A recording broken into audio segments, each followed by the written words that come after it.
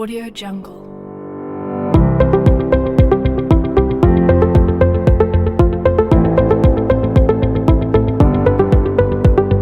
Audio Jungle.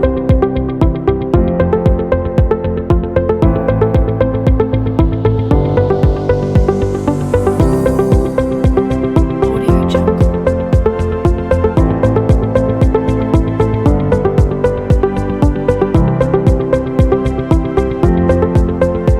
Audio Jungle.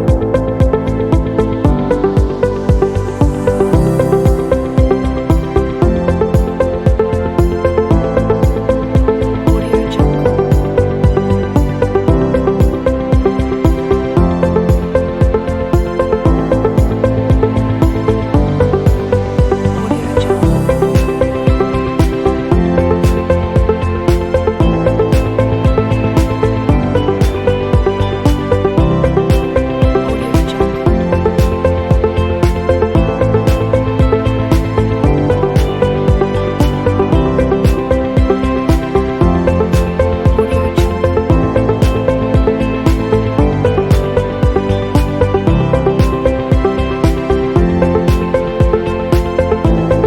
Audio Jungle.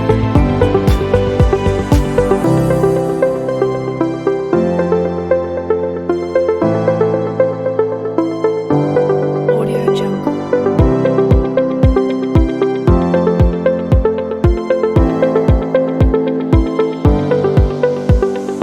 Baik, selamat pagi teman-teman. Selamat pagi. Jadi pada kesempatan yang pertama saya mengucapkan terima kasih atas waktu dari teman-teman bisa mengikuti kegiatan bersama saya pada pagi hari ini. Teman-teman, pada kesempatan ini saya akan menyampaikan beberapa materi berkaitan dengan disiplin positif.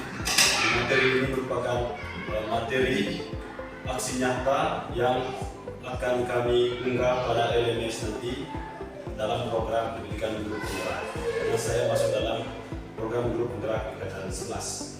Sebelum kita memulai kegiatan ini, mari kita memulai kegiatan ini dengan berdoa. Marilah kita siap berdoa. Dalam nama Bapa dan Putra dan Roh Kudus. Amin. Allah Tritunggal Maha Kudus, Bapa Putra dan Roh Kudus.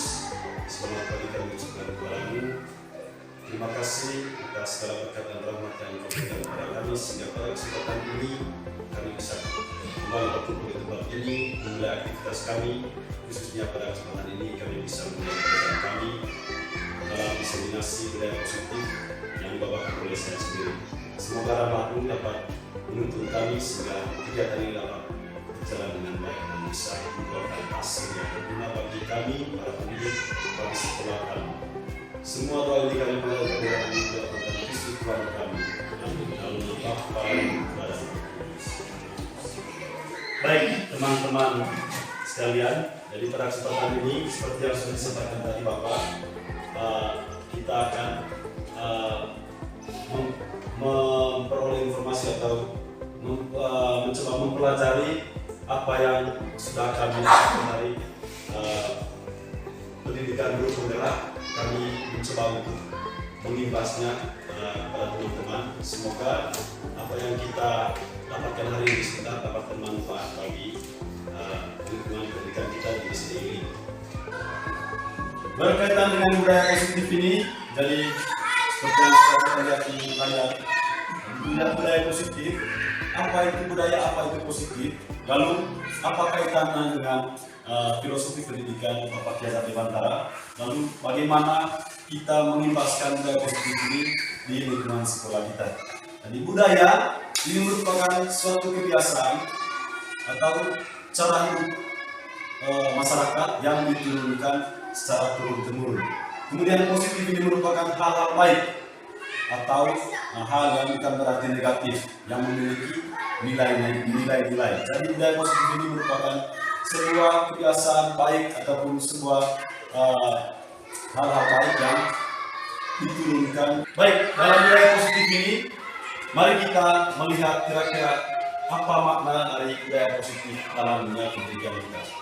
Yang pertama, budaya positif itu merupakan nilai-nilai, keyakinan-keyakinan dan kebiasaan-kebiasaan di sekolah yang berpihak pada murid, agar murid dapat berkembang menjadi pribadi yang kritis, penuh hormat dan bertanggung jawab. Jadi ini merupakan harapan yang akan kita capai nanti ketika kita menerapkan budaya positif di sekolah.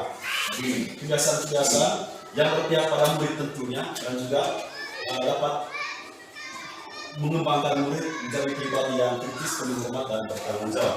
Lalu berkaitan dengan budaya positif juga, budaya positif ini menumbuhkan karakter anak. Dari kebiasaan-kebiasaan positif yang kita buat, lalu bisa menjadi sebuah budaya sehingga bisa menumbuhkan karakter anak. Lalu budaya positif membantu murid belajar dengan aman dan nyaman sesuai dengan filosofi Ki Hajar Dewantara.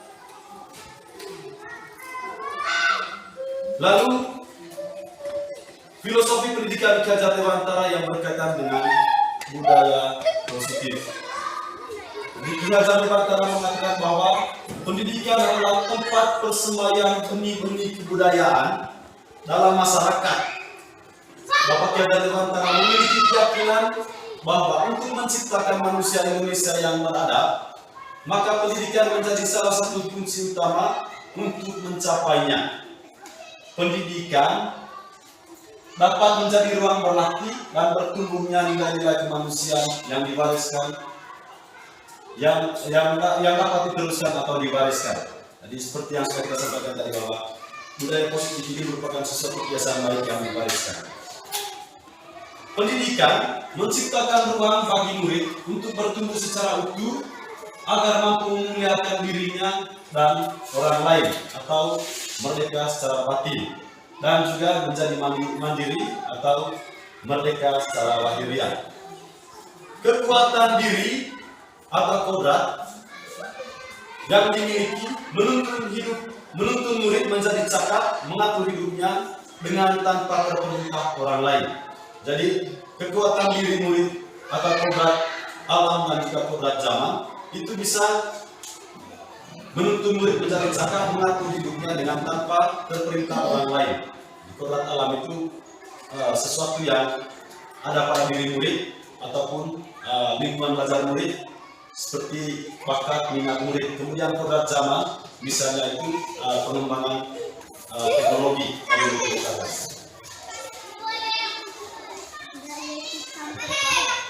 Dalam budaya positif ini, dalam materi ini, kita akan membahas beberapa item.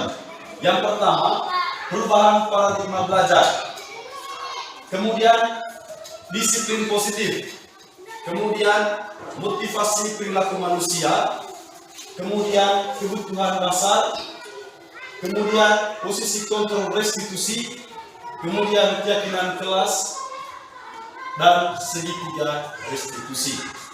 Jadi sebelum kita masuk ke pembahasannya satu persatu, bisa mengajak teman-teman untuk berdiri dulu. Kita melakukan ice breaking dulu sekitar 2 atau 3 menit. Baik teman-teman, dalam ice breaking dari kali ini, jadi saya berikan clue-nya salah, benar. Itu pola yang pertama. Pola yang kedua sudah benar-benar salah. Jadi setiap instruksi kita menggunakan pola ini, ya. Kita menggunakan pola ini dalam melakukan gerakan kita sedang. Baik, kita mulai sekarang. Saya menggunakan pola yang pertama, salah, benar. Jadi pada saat salah, kita melakukan hal yang sebaliknya. Baik, sudah bisa dimulai, ya? Ya, yang pertama, panjang. Yang kedua, panjang. Yang ketiga, panjang. Ya, kita ulang sekali lagi. Masih pola yang pertama, pendek. Ya, mantap. Pendek.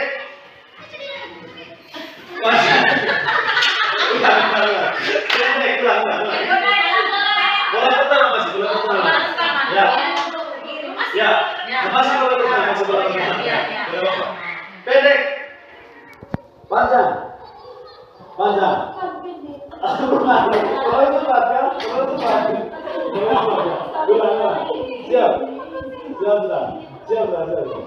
Salah benar. Pendek. Panjang. Ya, mulai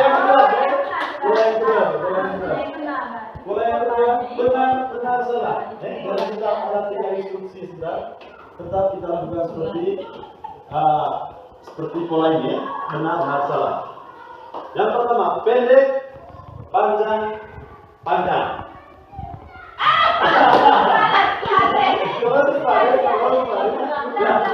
Ya, panjang, pendek.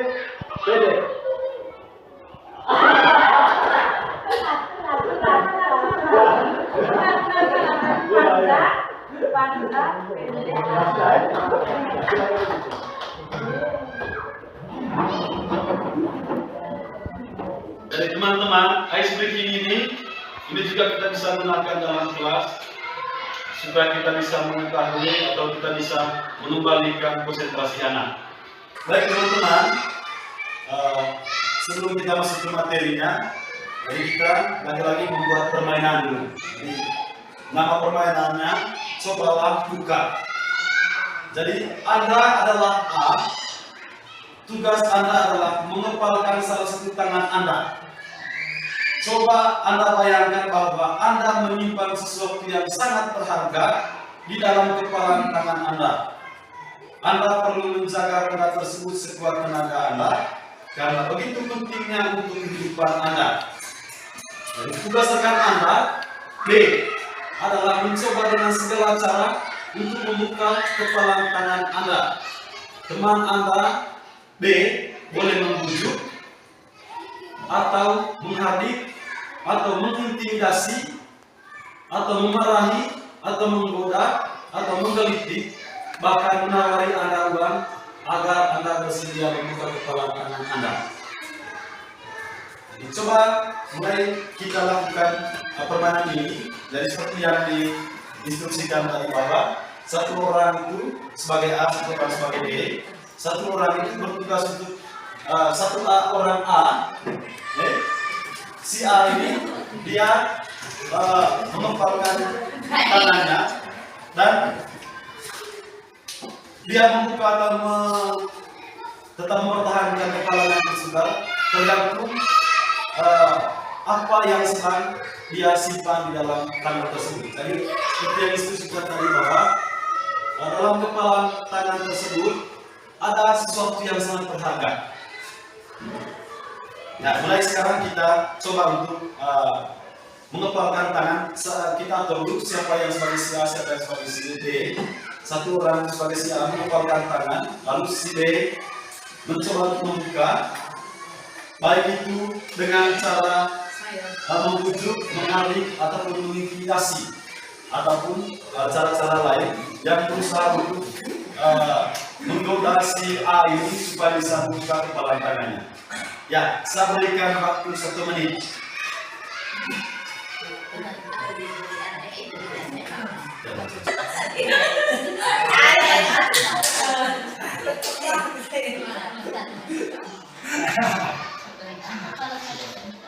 Sudah ya? Sudah ya? Baik. Nah, setelah kita melakukan berusaha untuk membuka kepala tangan teman tadi, jadi ada beberapa pertanyaan di sini berkaitan dengan aktivitas kita tadi. Jadi berdasarkan aktivitas kita tadi, apakah Anda atau B membuka kepala tangan tadi? Iya, buka. Ada yang buka tadi? Ada yang tidak buka. Kemudian kira-kira yang membuka kepala tangan tadi, apakah ada alasannya? Ya, tapi Karena saya bertemu dengan orang yang saya percaya. ya, karena bertemu dengan orang yang dipercaya, ya. Baik, luar biasa. Kemudian, apakah ada yang tetap menutup kepala tangan tadi? Ada, ya. Kira-kira apa alasannya tadi? Karena memang sesuatu itu, ya, Ekoci. Karena itu merupakan hal privasi bagi saya dan orang lain tidak bisa mengetahui. Oh ya, baik, terima kasih. Baik, tepukan kita semua. Baik, dalam kegiatan ini tadi, jadi sesungguhnya yang bisa mengendalikan atau mengontrol diri kita itu adalah kita sendiri, ya. Siapa yang mengendalikan atau kontrol untuk membuka atau menutup kepala tangan? Kita sendiri. Baik, kita lanjutkan. Yang pertama tadi, perubahan paradigma yang bisa membentuk sebuah budaya positif. Mari kita menyamakan model berpikir kita tentang disiplin. Jadi lazimnya disiplin itu dikaitkan dengan kontrol. Jadi ada disiplin berarti ada kontrol. Kemudian dalam hal ini adalah kontrol dulu dalam menghadapi murid. Berikutnya, menurut Dr. William Glasser dalam kontrol teori untuk meluruskan beberapa miskonsepsi tentang kontrol. Yang pertama, ilusi guru mengontrol murid. Ilusi guru mengontrol murid. Pada dasarnya, kita tidak dapat memaksa murid untuk berbuat sesuatu jika murid tersebut memilih untuk tidak melakukannya. Walaupun tampaknya kita sedang mengontrol perilaku murid tersebut, hal ini karena murid itu sedang mengizinkan dirinya untuk dikontrol. Dan ini merupakan ilusi guru mengontrol murid. Saat itu, bentuk kontrol kita sebagai guru menjadi kebutuhan dasar yang dipilih murid tersebut. Jadi, bentuk kontrol kita itu menjadi kebutuhan dasar dari murid tersebut.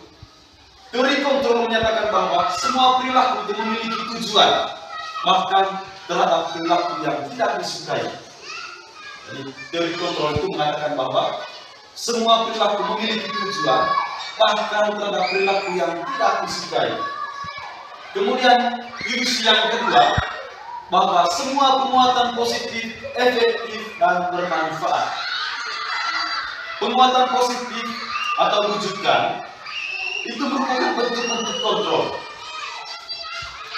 Segala usaha kita untuk mempengaruhi murid agar mengulangi suatu perilaku tertentu adalah suatu usaha untuk mengontrol murid tersebut.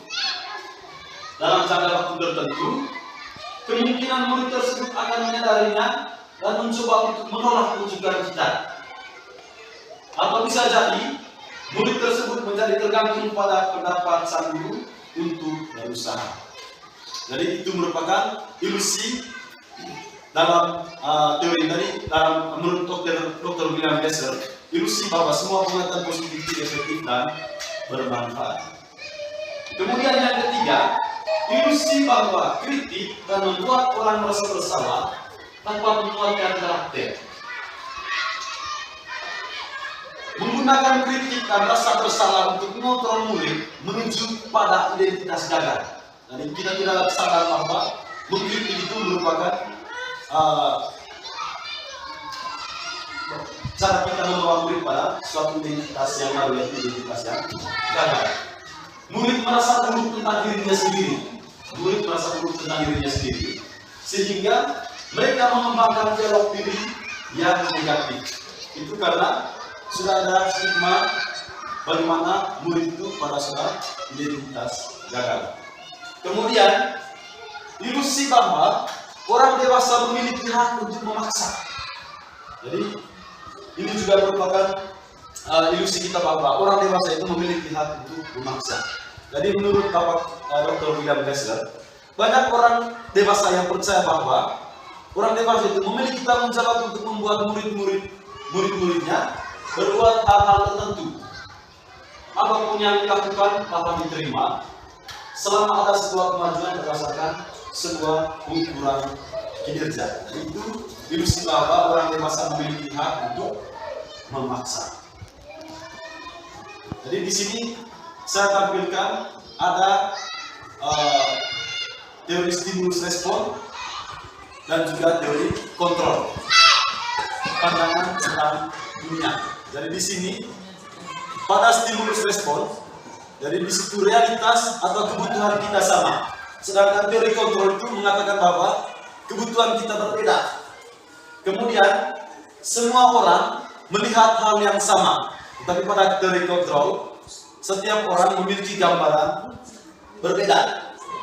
Lalu kita mencoba mengubah orang agar berpandangan sama dengan kita. Tapi dalam teori kontrol, kita berusaha memahami pandangan orang lain tentang dunia. Jadi di sini ada terdapat perbedaan. Perilaku buruk dilihat sebagai suatu kesalahan, sedangkan teori kontrol mengatakan semua perilaku memiliki tujuan. Kemudian orang lain bisa mengontrol saya, sedangkan teori kontrol mengatakan bahwa hanya Anda yang bisa mengontrol diri Anda. Kemudian saya bisa mengontrol orang lain. Teori kontrol mengatakan bahwa Anda tidak bisa mengontrol orang lain.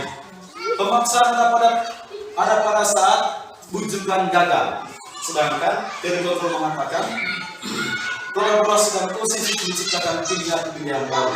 Jadi tidak ada pemaksaan.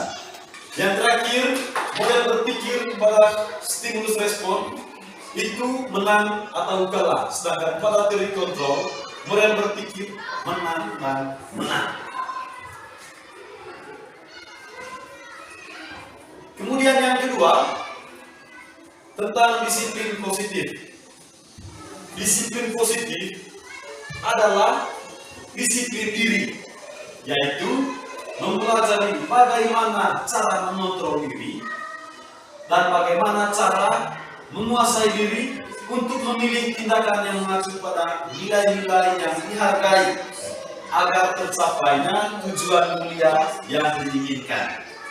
Jadi seorang yang memiliki disiplin diri itu berarti mereka bisa bertanggung jawab terhadap apa yang dilakukannya karena mereka mendasarkan tindakan mereka pada nilai-nilai kebajikan universal. Dan ini merupakan nilai-nilai kebajikan universal. Nilai-nilai kebajikan, sifat-sifat positif manusia yang merupakan tujuan mulia yang ingin dicapai. Kemudian nilai yang disepakati bersama. Kemudian contoh profil pelajar Pancasila berpihak dan bertakwa kepada Tuhan Yang Maha Esa, beragam mulia, mandiri, bernalar kritis, berpendidikan global, bergotong royong dan kreatif. Ini terkait dengan disiplin positif. Nilai-nilai kebajikan dari 6 institusi atau organisasi pendidikan ini. Yang pertama, profil pelajar Pancasila. Seperti yang sudah kita terapkan di sekolah kita, bahwa profil pelajar Pancasila ini sudah kita terapkan, di mana semua aspek yang ada dalam profil pelajar Pancasila kita sudah menghubungkan dengan bagaimana kita membuat atau kita memasukkan nilai-nilai kebajikan pada aspek-aspek tersebut dalam suatu keyakinan kelas, sehingga nantinya akan berdampak pada kebiasaan-kebiasaan positif dan membentuk sebuah budaya positif. Yang berikut, motivasi perilaku manusia. Diana Gosen dalam bukunya menyatakan ada 3 motivasi perilaku manusia. Ada 3 motivasi perilaku manusia. Yang pertama, untuk menghindari ketidaknyamanan atau hukuman. Itu merupakan salah satu motivasi perilaku manusia. Motivasi yang kedua, untuk mendapatkan imbalan atau penghargaan dari orang lain. Motivasi perilaku manusia yang ketiga itu adalah untuk menjadi orang yang mereka inginkan dan menghargai diri sendiri dengan nilai-nilai yang mereka percaya. Jadi kita bisa merefleksikan kira-kira dari ketiga motivasi ini yang paling besar ada pada dalam diri kita itu motivasi yang mana? Motivasi pertama dan kedua adalah motivasi yang bersifat eksternal atau dari luar. Sedangkan motivasi ketiga adalah motivasi yang bersifat internal. Ini tampak sekali bahwa pada bagian pertama dan kedua itu dia ingin melakukan sesuatu supaya atau ingin melakukan sesuatu karena ada dorongan dari luar.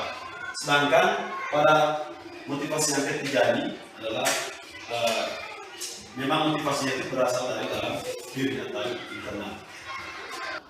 Baik, di sini disiapkan tabel tentang hukuman, konsekuensi, dan restitusi. Jadi di sini ada dua kolom, identitas gagal dan juga kolom identitas sukses. Dan dalam kolom identitas gagal ini, ia merupakan hasil dari hukuman yang diberikan. Sedangkan pada identitas sukses itu akan memunculkan adanya sebuah kedisiplinan yang dihasilkan melalui konsekuensi dan juga restitusi. Jadi pada identitas gagal, sesuatu yang menyakitkan itu harus terjadi, itu yang berbentuk hukuman. Kemudian tidak nyaman untuk murid atau anak untuk jangka waktu yang panjang. Lalu korban mendapatkan keadilan dan juga murid atau anak akan tersakiti. Itu merupakan hal-hal yang berkaitan dengan hukuman. Kemudian pada identitas sukses itu akan menciptakan seorang individu yang disiplin melalui konsekuensi ataupun melalui restitusi. Pada konsekuensi, jadi sesuatu yang terjadi itu harus terjadi. Kemudian tidak nyaman untuk murid atau anak untuk jangka waktu yang pendek, berbeda dengan hukuman tadi untuk jangka waktu yang panjang. Kemudian korban bisa diabaikan. Itu kalau konsekuensi. Jadi dengan hukuman tadi korban mendapatkan keadilan. Kemudian murid dibuat tidak nyaman. Kalau di hukuman tadi murid akan tersakiti. Kemudian pada bagian restitusi, jadi restitusi ini memberikan sebuah pilihan. Kemudian restitusi ini menguatkan murid atau anak dalam jangka waktu yang panjang. Kemudian restitusi ini korban mendapatkan ganti, lalu murid mendapatkan penguatan. Jadi sebentar pada bagian restitusi ini akan kita bisa ketahui kira-kira bagaimana langkah-langkahnya. Yang berikut, kebutuhan dasar manusia. Ada 5 kebutuhan dasar manusia. Yang pertama, kebutuhan bertahan hidup atau survival. Kebutuhan bertahan hidup ini merupakan kebutuhan yang bersifat fisiologi untuk bertahan hidup. Misalnya kesehatan, kemudian rumah, makanan. Komponen psikologis pada kebutuhan ini meliputi kebutuhan akan perasaan aman. Jadi ini merupakan kebutuhan yang pertama, yaitu kebutuhan bertahan hidup. Kebutuhan yang kedua, kebutuhan kasih sayang dan rasa diterima atau kebutuhan untuk diterima. Kebutuhan untuk disayangi atau diterima meliputi kebutuhan akan hubungan dan koneksi sosial. Kebutuhan akan rasa sayang dan kasih sayang dan diterima. Kebutuhan untuk memberi dan menerima kasih sayang dan kebutuhan untuk merasa menjadi bagian dari suatu kelompok. Ini merupakan kebutuhan yang kedua. Kebutuhan yang ketiga, kebutuhan akan penguasaan atau kebutuhan pengakuan atas kemampuan kita. Kebutuhan ini berhubungan dengan kekuatan untuk mencapai sesuatu, menjadi kompeten, menjadi terampil, diakui atas prestasi dan keterampilan kita, didengarkan dan memiliki rasa harga diri. Ini merupakan kebutuhan pengakuan atas kemampuan atau kebutuhan penguasaan. Yang berikut, kebutuhan akan pilihan atau kebutuhan akan kebebasan. Kebutuhan untuk bebas adalah kebutuhan akan kemandirian, otonomi, memiliki pilihan, dan mampu mengendalikan arah hidup seseorang. Anak-anak dengan kebutuhan kebebasan yang tinggi menginginkan pilihan, mereka perlu banyak bergerak, suka mencoba-coba, tidak terlalu berpengaruh orang lain, dan senang mencoba hal baru dan menarik. Ini merupakan kebutuhan akan pilihan atau kebutuhan akan kebebasan. Dan kebutuhan yang terakhir itu adalah kebutuhan akan kesenangan atau kebutuhan untuk merasa senang. Kebutuhan akan kesenangan adalah kebutuhan untuk mencari kesenangan bermain, dan tertawa. Anak-anak dengan kebutuhan dasar kesenangan yang tinggi biasanya ingin menikmati apa yang dilakukan. Mereka juga bisa berkonsentrasi tinggi saat mengerjakan hal yang disenangi. Mereka suka permainan dan suka mengoleksi barang, suka bergurau, suka melucu dan juga menggemaskan. Bahkan saat mereka bertingkah laku buruk, mereka masih terlihat lucu. Ini merupakan kebutuhan akan kesenangan. Semua orang senantiasa berusaha untuk memenuhi kebutuhannya dengan berbagai cara. Bila mereka tidak bisa mendapatkan kebutuhannya dengan cara yang positif, mereka bisa melanggar peraturan atau melakukan hal-hal yang tidak sesuai dengan nilai-nilai kebajikan. Seorang murid yang tidak begitu berhasil secara akademik, mungkin kebutuhannya akan penguasaan tidak terpenuhi di sekolah. Oleh karena itu, mungkin dia akan mencoba untuk memenuhi kebutuhannya akan penguasaan dengan mencoba mengatur orang lain di lapangan bermain, atau bahkan menyakiti mereka secara fisik. Sebagai guru, kita dapat melibatkannya dalam kegiatan yang memberi peluang murid tersebut membuat pencapaiannya berarti. Seorang yang tidak merasa diterima oleh teman-temannya, kebutuhan akan kasih sayangnya, hal-hal yang tidak sesuai dengan nilai-nilai kebajikan. Seorang murid yang tidak begitu berhasil secara akademik, mungkin kebutuhannya akan penguasaan tidak terpenuhi di sekolah. Oleh karena itu, mungkin dia akan mencoba untuk memenuhi kebutuhannya akan penguasaan dengan mencoba mengatur orang lain di lapangan bermain, atau bahkan menyakiti mereka secara fisik. Sebagai guru, kita dapat melibatkannya dalam kegiatan yang memberi peluang murid tersebut membuat pencapaiannya berarti. Seorang yang tidak merasa diterima oleh teman-temannya, kebutuhan akan kasih sayangnya tidak terpenuhi. Karena itu, dia mungkin akan memiliki satu teman atau memisahkan diri dari orang lain. Sebagai guru, kita bisa membangun hubungan yang bisa membangun kepercayaan dan keintiman dengan anak tersebut. Jadi di sini, setelah kita melihat kebutuhan dasar ini tadi, mari kita melihat sebuah kasus di sini. Jadi ini kasus tentang Ibu Ambar sebagai seorang wali kelas 2 di SD Pelita Hati. Dia sedang bingung menghadapi ulah salah satu murid di kelasnya, Doni. Beberapa anak di kelas 2A telah datang padanya dan mengeluhkan Doni yang sering kali meminta bekal makan siang mereka dengan paksa. Jika kita berhadapan dengan situasi seperti Ibu Ambar ini, apa yang akan kita lakukan?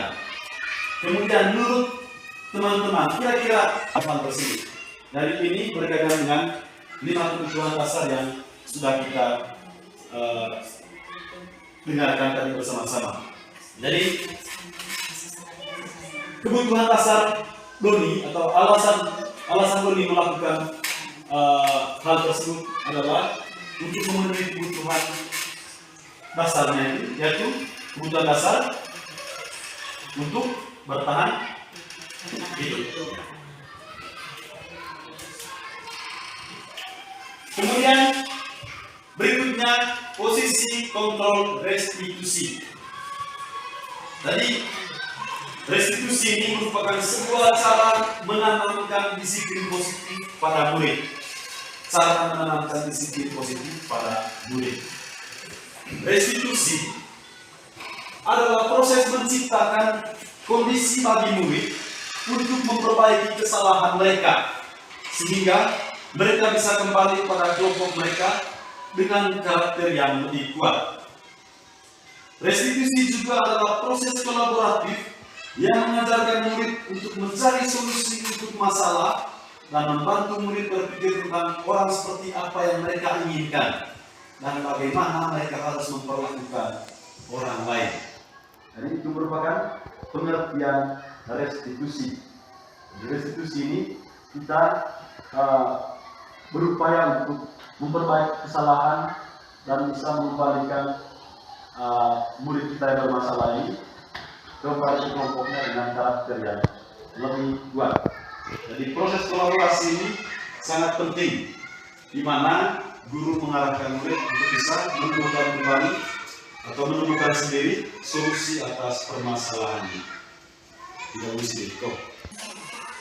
Restitusi sangat membantu murid untuk menjadi lebih memiliki tujuan, kemudian disiplin positif, dan memulihkan dirinya setelah berbuat salah.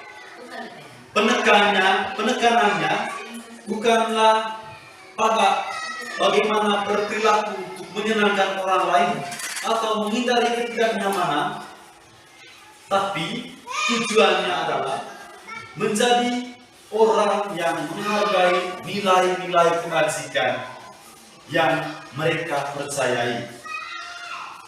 Melalui restitusi, ketika murid berbuat salah, guru akan menanggapi dengan cara yang memungkinkan murid untuk membuat evaluasi internal tentang apa yang dapat mereka lakukan untuk memperbaiki kesalahan mereka dan mendapatkan kembali harga dirinya. Dari restitusi, membuat murid yang salah itu bisa menanggapi dengan cara yang memungkinkan, sehingga bisa melakukan evaluasi internal untuk memperbaiki kesalahan dan juga mengembalikan harga diri dari murid yang bermasalah tersebut. Restitusi menguntungkan korban, tetapi juga menguntungkan orang yang telah berbuat salah. Di sini ditampilkan ada ciri-ciri restitusi. Ciri-ciri restitusi itu ada 9. Yang pertama, restitusi itu bukan untuk menebus kesalahan, namun untuk belajar dari kesalahan. Kemudian ciri yang kedua, restitusi ini memperbaiki hubungan antara yang melakukan kesalahan dan juga korban, dan juga hubungan antara guru dan murid. Berikut, restitusi ini merupakan sebuah tawaran, bukan sebuah pemaksaan. Lalu, restitusi ini menuntun untuk melihat ke dalam diri. Berikut ciri yang berikut, restitusi mencari kebutuhan dasar yang mendasari tindakan tersebut. Kemudian, restitusi adalah cara yang paling baik. Restitusi diri adalah cara yang paling baik. Kemudian, restitusi fokus pada karakter, bukan tindakan. Restitusi fokus pada solusi. Dan yang terakhir, restitusi ini mengembalikan murid yang berbuat salah pada kelompoknya, tentunya dengan karakter yang lebih kuat. Jadi di sini ada disajikan posisi kontrol restitusi. Di posisi kontrol restitusi itu, yang pertama, posisi penghukum. Posisi penghukum. Seorang penghukum bisa menggunakan hukuman fisik maupun verbal. Orang-orang yang menjalankan posisi penghukum senantiasa mengatakan bahwa sekolah memerlukan sistem atau alat yang dapat lebih menekan murid-murid lebih dalam lagi. Jadi kita biasanya berada pada posisi ini, di mana kita menggunakan hukuman fisik ataupun hukuman verbal untuk menekan murid lebih dalam lagi. Kemudian yang kedua, pembuat merasa bersalah. Pada posisi ini, biasanya guru akan bersuara lebih lembut. Pembuat rasa bersalah akan menggunakan keheningan yang membuat orang lain merasa tidak nyaman, bersalah atau berdiri. Jadi pada posisi pembuat merasa bersalah ini, jadi suara dari seorang guru itu yang mengatasi masalah itu lembut, tetapi dengan kelembutan ini membuat orang itu merasa tidak nyaman. Misalnya dengan menggunakan kalimat, kamu telah melakukan sebuah kesalahan, kamu tidak sayang ibu ya, atau kamu tidak sayang papa ya, seperti itu. Kemudian posisi yang ketiga, adalah posisi sebagai teman. Pada posisi ini tidak akan menyakiti murid, namun akan tetap berupaya mengontrol murid melalui persuasi. Guru di posisi teman menggunakan hubungan baik dan humor untuk mempengaruhi seseorang. Jadi pada posisi sebagai teman, posisi kontrol sebagai teman, jadi guru ini tidak menyakiti murid, tetapi ada upaya kontrol murid melalui persuasi. Guru di posisi teman menggunakan hubungan baik dan humor untuk mempengaruhi seseorang. Jadi biasanya pada posisi ini anak-anak itu saat melakukan berbuat kesalahan tetap mengandalkan guru karena ada bapak dan ibu. Nah, itu kalau kita berada posisi sebagai seorang teman. Lalu posisi yang keempat sebagai pemantau. Jadi pada posisi sebagai pemantau, jadi kita bertugas untuk mengawasi. Pada saat kita mengawasi, kita bertanggung jawab atas perilaku orang-orang yang kita awasi. Posisi pemantau berdasarkan pada peraturan-peraturan dan konsekuensi. Ini yang kita garis bawahi. Posisi pemantau berdasarkan pada peraturan-peraturan dan konsekuensi. Sedangkan yang sudah kita bahas tadi bahwa cara terbaik untuk mengembalikan anak itu bisa menerapkan atau bisa memahami nilai kebajikan dan bisa menerapkan nilai kebajikan adalah dengan melakukan restitusi dalam pemecahan masalahnya. Kemudian dengan menggunakan sanksi atau konsekuensi, kita bisa memisahkan hubungan pribadi kita dengan murid sebagai seorang yang menjalankan posisi pemantau. Jadi di sini ada pemisah antara posisi kontrol guru sebagai pemantau, ada pemisah antara guru dengan murid. Kemudian posisi yang terakhir ini adalah posisi sebagai manajer. Dan ini merupakan posisi yang dianjurkan agar membentuk siswa yang memiliki nilai-nilai kebajikan dalam dirinya. Posisi terakhir adalah manajer. Posisi ini di mana guru berbuat sesuatu bersama dengan murid, mempersilahkan murid, mempertanggungjawabkan perilakunya, mendukung murid agar dapat menemukan solusi atas permasalahannya. Jadi posisi manajer ini dia lebih kepada bagaimana guru itu bersama dengan murid mendukung murid untuk menemukan solusinya sendiri atas permasalahannya sendiri. Seorang manajer telah memiliki keterampilan di posisi teman maupun pemantau. Seorang manajer itu telah memiliki keterampilan di posisi teman ataupun di posisi sebagai pemantau. Dengan demikian, bisa jadi di waktu-waktu tertentu kembali pada kedua posisi tersebut bila diperlukan. Jadi posisi manajer ini dia juga bisa kembali pada dua posisi sebelumnya, itu posisi teman dan juga posisi pemantau bila dihadapkan dengan masalah-masalah tertentu.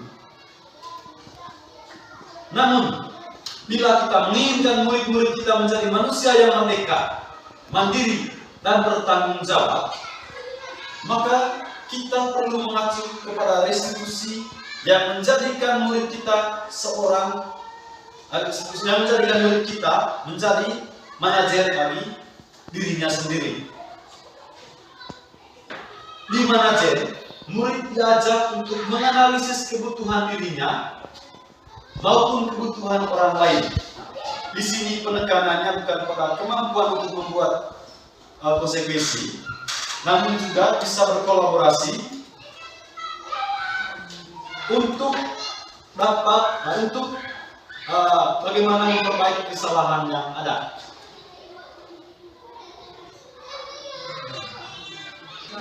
Yang berikutnya tentang keyakinan kelas.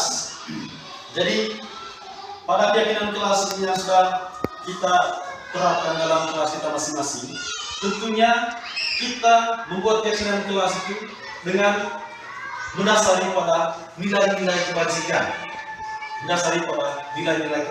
Sehingga pada saat keyakinan kelas ini kita buat, maka di situ ada sebuah kebiasaan yang membawa kita pada sebuah kebiasaan-kebiasaan positif. Tentunya kebiasaan-kebiasaan positif ini akan tertuju pada bagaimana budaya kebiasaan itu menjadi sebuah budaya positif. Kemudian disinilah muncullah yang dinamakan dengan disiplin positif pada diri siswa.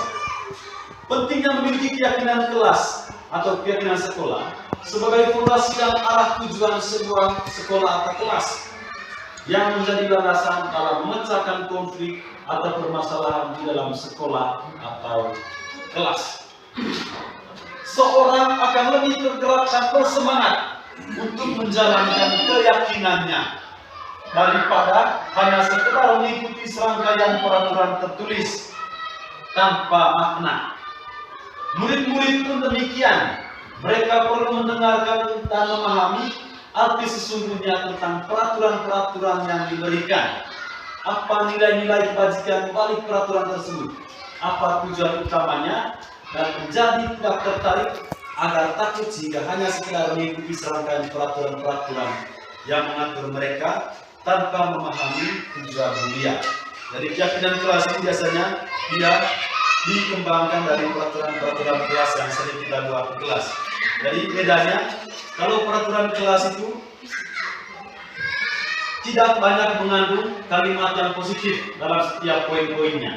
Tetapi pada keyakinan kelas ini disarankan agar kalimat-kalimatnya dalam setiap poinnya itu menggunakan kalimat-kalimat yang positif, sehingga kita bisa mengembangkan kebiasaan-kebiasaan positif itu melalui sebuah keyakinan kelas. Pembentukan keyakinan sekolah atau keyakinan kelas.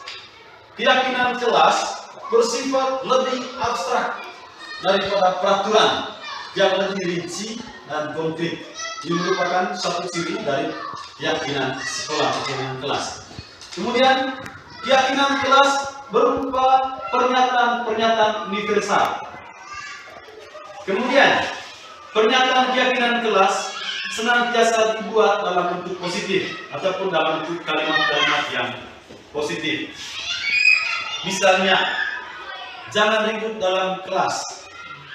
Kalimat keyakinan kelas adalah menjaga ketertiban kelas.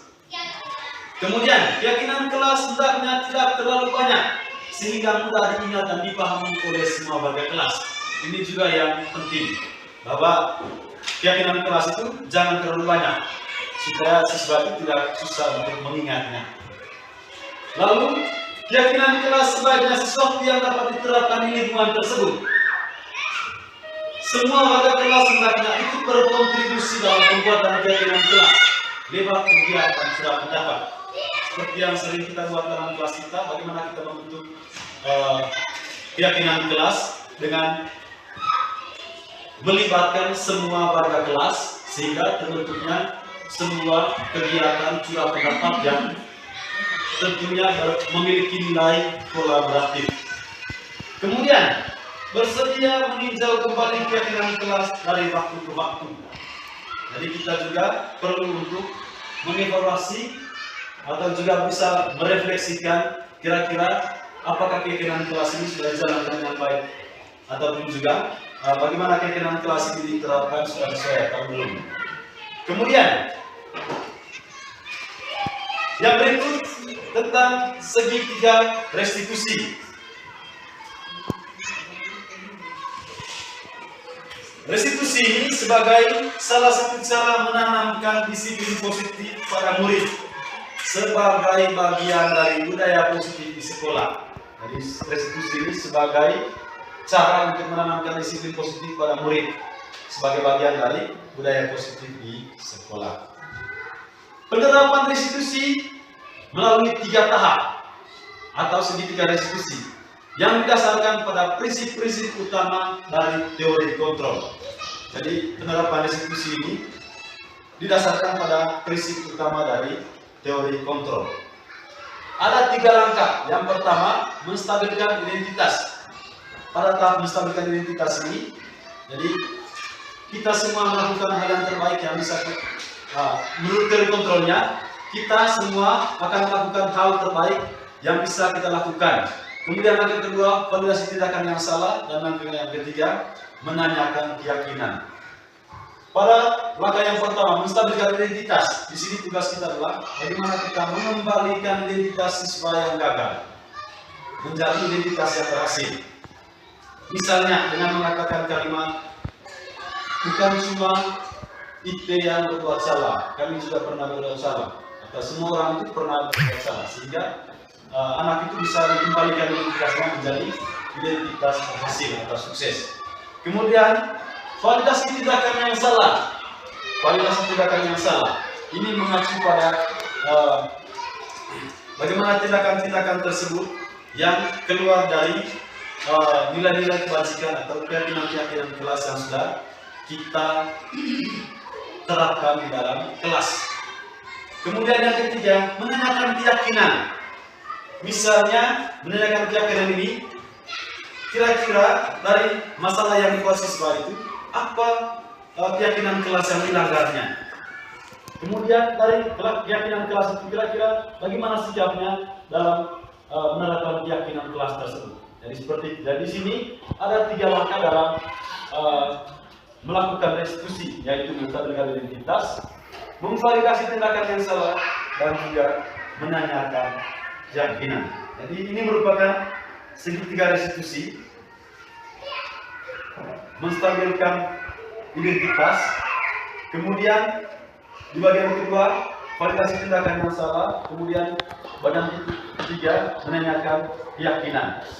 Menstabilkan identitas yang pertama, misalnya dengan mengucapkan kalimat, setiap orang pasti pernah melakukan kesalahan, ataupun juga kamu bukan satu-satunya yang pernah melakukan ini. Ini bagian dari bagaimana kita menstabilkan identitas siswa dari identitas gagal menjadi identitas yang sukses. Kemudian yang kedua, validasi tindakan yang salah. Ini juga bisa menggunakan kalimat, adakah cara yang lebih efektif untuk mendapatkan apa yang kamu butuhkan? Jadi ini merupakan kalimat-kalimat memvalidasi tindakan yang salah. Kemudian kamu tentu punya alasan mengapa melakukan itu. Ini berkaitan dengan kebutuhan dasar apa yang belum terpenuhi sehingga dia melakukan hal tersebut. Kemudian yang ketiga, menanyakan keyakinan kelas. Keyakinan kelas apa yang telah kita sepakati.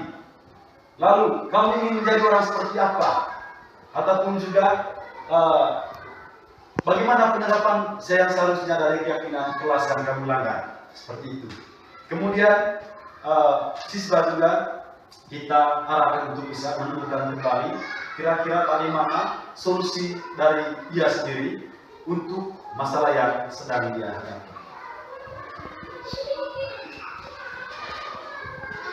Baik, ini tadi penjelasan dari segitiga restitusi yang sudah kita bahas. Jadi tujuannya adalah mengubah identitas anak dari yang gagal menjadi identitas anak yang sukses. Kemudian anak yang melanggar peraturan karena sedang mencari perhatian Allah, anak yang sedang mengalami kegagalan. Dia mencoba memenuhi kebutuhan dasarnya, namun ada benturan. Kalau kita mengkritik, dia akan tetap membuatnya dalam posisi gagal. Kemudian validasi tindakan yang salah. Setiap tindakan kita dilakukan dengan suatu tujuan, yaitu memenuhi kebutuhan dasar. Kalau kita memahami kebutuhan dasar apa yang mendasari sebuah tindakan, kita dapat menemukan cara-cara yang paling efektif untuk memenuhi kebutuhan tersebut. Kemudian yang ketiga, menanyakan keyakinan.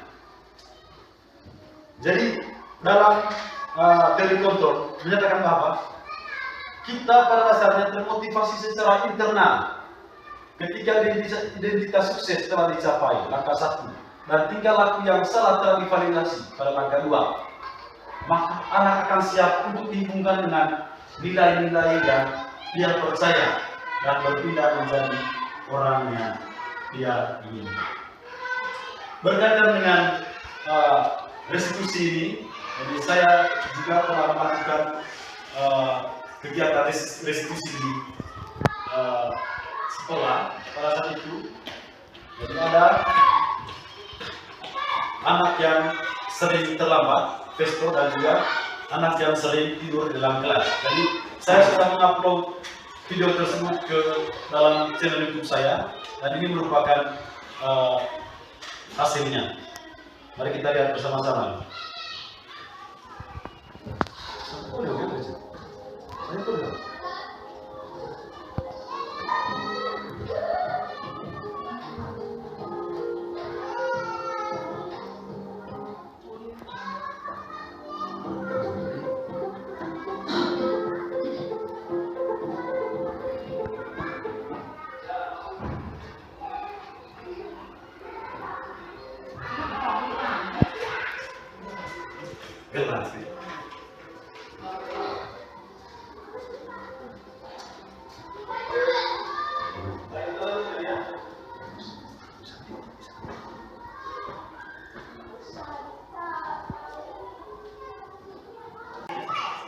Pada bagian ini, kegiatan yang saya lakukan adalah bagaimana mengembalikan identitas siswa itu dari identitas gagal menjadi identitas sukses dengan menyampaikan pernyataan bahwa semua orang itu pernah melakukan kesalahan ataupun tidak cuma Festo yang melakukan kesalahan.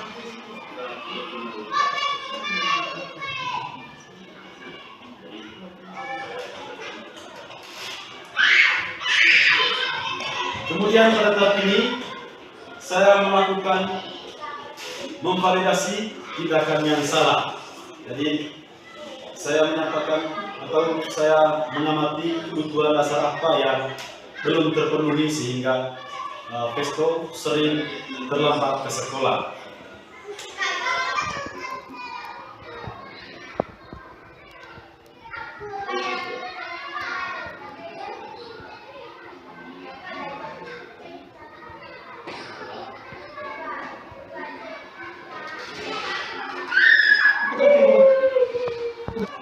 Pada bagian ini saya menanyakan keyakinan. Jadi beberapa pertanyaan yang saya lontarkan itu adalah berupa bagaimana keyakinan kelas itu yang seharusnya diterapkan ataupun kira-kira setiap apa yang ditunjukkan dalam menerapkan keyakinan kelas yang sudah dibuat.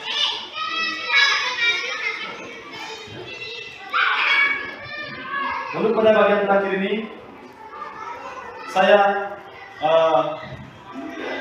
memberikan kesempatan kepada Festo untuk bisa menemukan solusinya sendiri atas permasalahannya, ataupun kira-kira apa kebiasaan-kebiasaan baru yang bisa membuatnya supaya tidak terlambat lagi datang ke sekolah.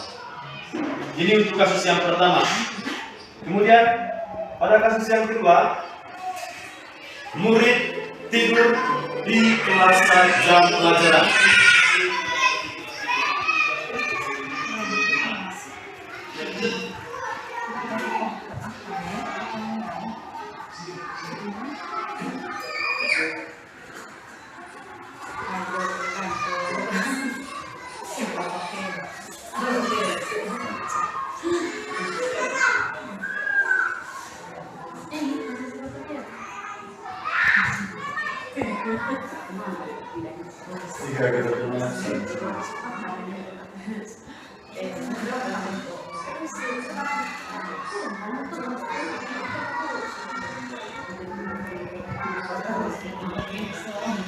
Di video ini juga tahap yang pertama yang saya lakukan adalah bagaimana mengembalikan identitas gagal siswa menjadi identitas sukses.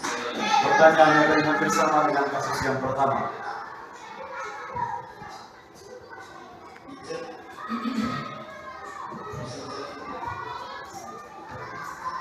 Kemudian validasi tindakan yang salah dengan menanyakan apakah dia merasa bersalah atau tidak. Kemudian melihat kira-kira kebutuhan apa yang tidak terpenuhi sehingga dia melakukan perbuatan yang di luar nilai-nilai kebajikan yang telah diyakini di kelas.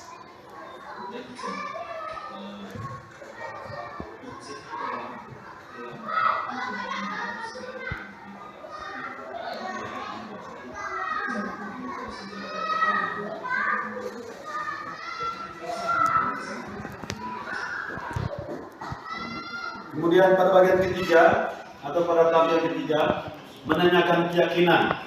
dengan bertanya kira-kira keyakinan kelas apa yang dilanggar ataupun bagaimana sikap yang mencerminkan keyakinan kelas yang sudah disepakati di kelas.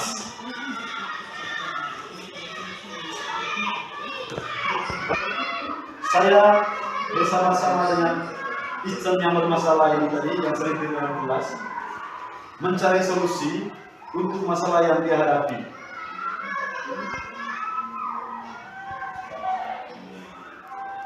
Dan yang solusi yang dia sampaikan adalah tidur lebih awal pada malam hari dan mengurangi bermain HP, bermain game di HP.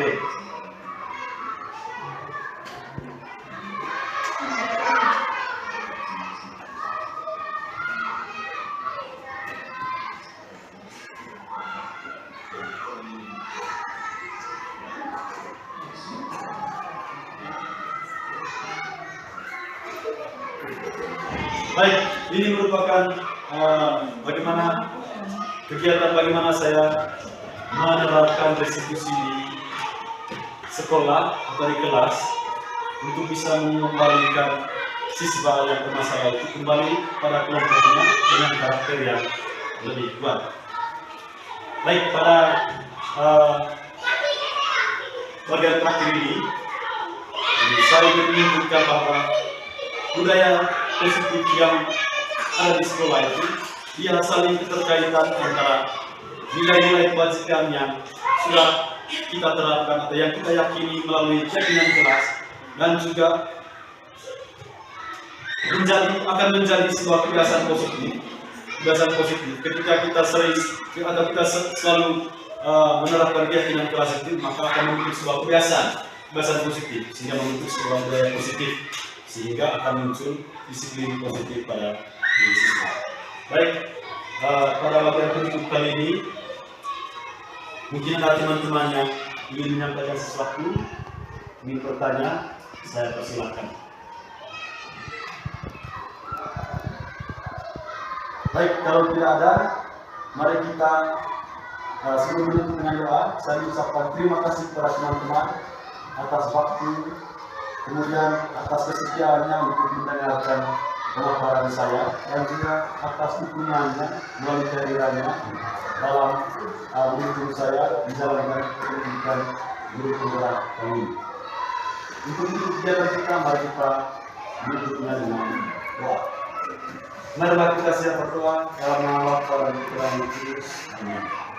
Bapa kami yang ada di surga, dimuliakan namamu, datanglah kerajaanmu, berdoa kehendakmu, biarlah kudus seperti dalam surga. Berilah kami rezeki hari ini, mengampunilah kesalahan kami, seperti kami mengampuni yang bersalah kepada kami, dan jangan kami dalam pencobaan, tetapi bebaskanlah kami dari yang jahat. Amin. Dan Bapa dan Putra dan Roh Kudus. Terima kasih.